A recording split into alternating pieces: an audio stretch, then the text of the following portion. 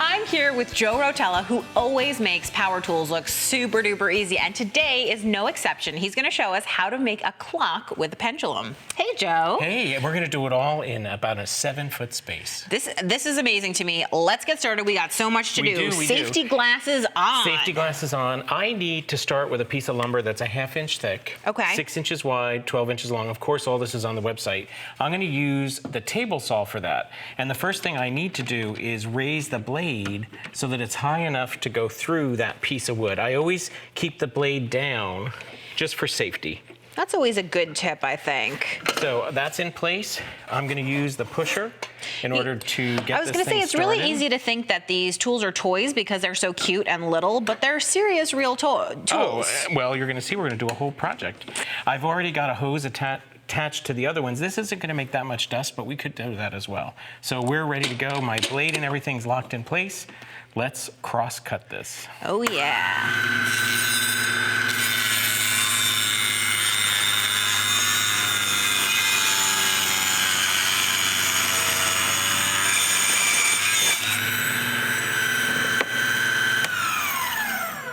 Now, we don't have to worry if it's exactly 12 inches. Okay. This is a very forgiving project.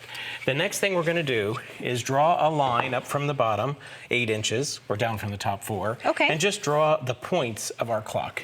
And now we need to cut this because off. our clock is a house. Our clock is That's a house. why.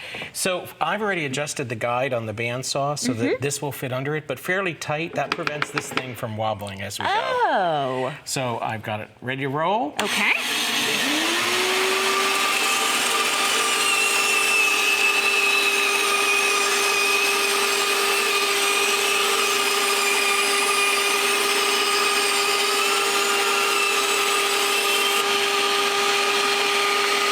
We can do both sides.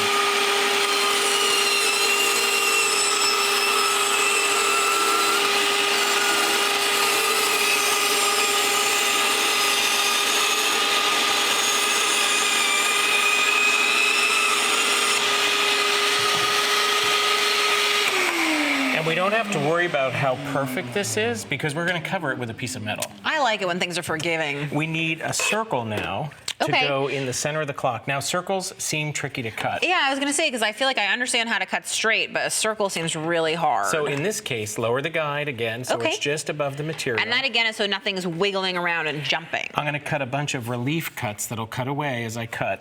And stay outside the circle because we can always sand it down to be a good circle. I was going to say, these relief cuts remind me of sewing, which is that's something you do when you cut curves in sewing. Same thing. Yeah.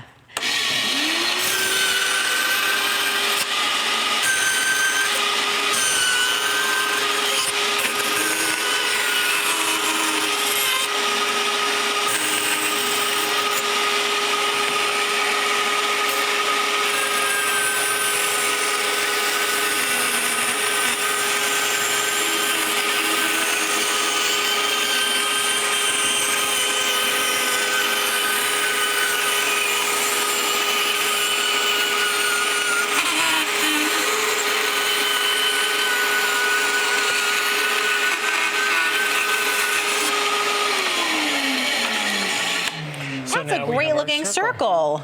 Now we're going to cut a piece of copper for the roof. And what's nice is that most blades that handle wood will also handle non-ferrous metals. Really? And copper is a non-ferrous But metal. you're wearing gloves for this one. Well, I'm afraid the edge of the copper might be a little sharp. Okay. So same thing, that guide, it doesn't seem it, but look at the difference between 1/8 of an inch Oh, and the wow. copper. Yeah, so it's a lot. we're just going to lower it a little bit and cut this off.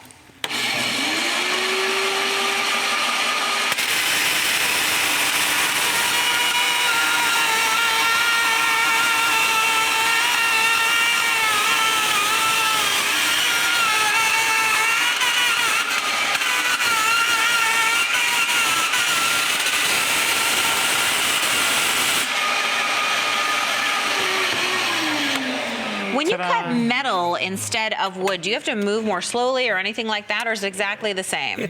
You always want the tool to do the work, so you don't want to force it. In this case, I had the blade speed fairly high, and it went through that like butter. It did. Like it was butter. great. Now, the clock mechanism is 3/4 of an inch stem, so we had a half here and an 1/8 here. so we still need another 1/8. So we're talking about the thickness of the wood, right? Of the wood. So Okay. I made a little spacer. I just cut a rectangle and I rounded it. This copper, as I mentioned, is a little bit rough. Okay. And we also don't have an absolutely perfect circle. And we want absolutely Well, perfect. I'm a little fussy. Okay. So I'm going to go over here to the disc sander and take the rough edges off this piece of copper. Now, you could, of course, use sandpaper. It would just take a lot longer. Well, because look how fast it goes. Super easy. And you're holding it at an angle. Because I'm trying to take the burrs off that edge. Now, I can go all the way around. Remember our circle we said wasn't perfect? Yeah. I don't even need to change the paper or anything. And I can touch up. And I always like something where you can correct it afterwards, make it just how you want it afterwards, and all that stuff is so easy. Now this you're not angling, you're just straight on. Because I'm really trying to make up for where I sawed. Cool. Now, if there's any rough spots, I could hit it on the edges, but I think we're good to go. Yeah. So now we have all our pieces. The next thing we need to do is drill a hole for the clock mechanism itself. Okay. You always want to start with some board that you're going to drill that the drill's going to go through. I've got this one already marked. I was gonna say, you have very clearly marked out exactly where you want it. I did. Now, the key here is this is thick. It's a 1/2 inch. Yeah. So you want the drill to do the work. What does that mean? I'm not pulling this lever down like a slot machine. Okay. I'm going very slow. And you're kind of feeling your way, because like, how do you know when to stop? Well, you'll feel how it goes through the top board and then hits the bottom board. This is plywood, so you're seeing different colors of wood because plywood is made up of layers. Very cool. We're almost through. And I see that when you get a little bit stuck, you sort of lay off and then you pull it down again. We're almost done. And do you just know this from years of having done woodwork, the feel of it, or is it really obvious?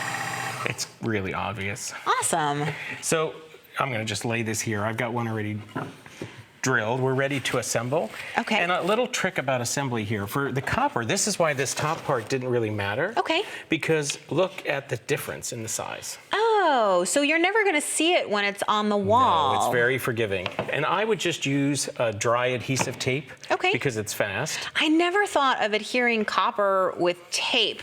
I would have thought that you would have needed like serious glue or something. No.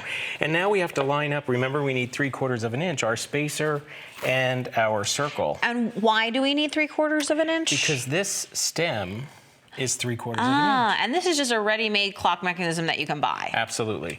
So I don't want to glue this because we still have to finish it. And there's all different ways we could finish it. But I would put some dry adhesive tape on the back, lining it up as a pane.